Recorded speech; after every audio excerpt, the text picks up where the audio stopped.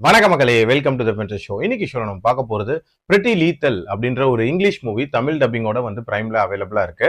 5 பேலே dancers egg தப்பா ஒரு இடத்துல மாட்டிக்கிறாங்க. அவங்களுக்கு என்ன நடக்க போகுது அப்படின்ற மாதிரி நகரக்கூடிய ஒரு சர்வைவல் த்ரில்லர். ஆக்சுவலா இந்த பேலே டான்சர்ஸ் புத்தாபெஸ்ட்ல ஒரு காம்படிஷன்ல கலந்துக்கிறதுக்காக போறாங்க.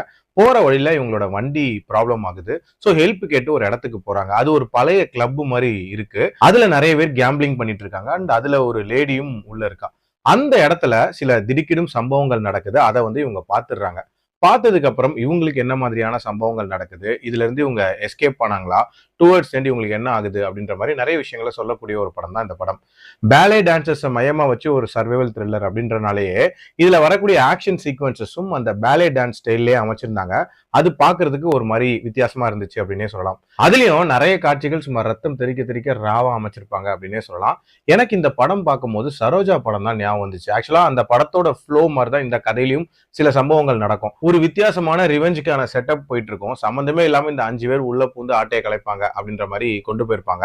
இந்த படத்தோட டியூரேஷன் அப்படின்றது ஒரு மிகப்பெரிய பிளஸ். 1.5 மணி நேரத்துக்குள்ள முடியுது. ஸோ அதனால பெருசா போரான ஒரு ஃபீல் அப்படின்றது எங்கேயுமே ஏற்படவே இல்லை.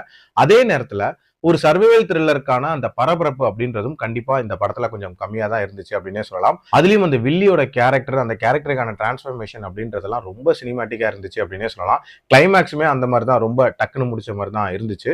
பட் ஓவரால் ஒரு கம்ப்ளீட் மூவியா பார்க்கும்போது ஒரு டைம் பாஸ்க்கு பார்க்குற மாதிரியான ஒரு சர்வைவல் த்ரில்லர் அப்படின்னே சொல்லுவேன்.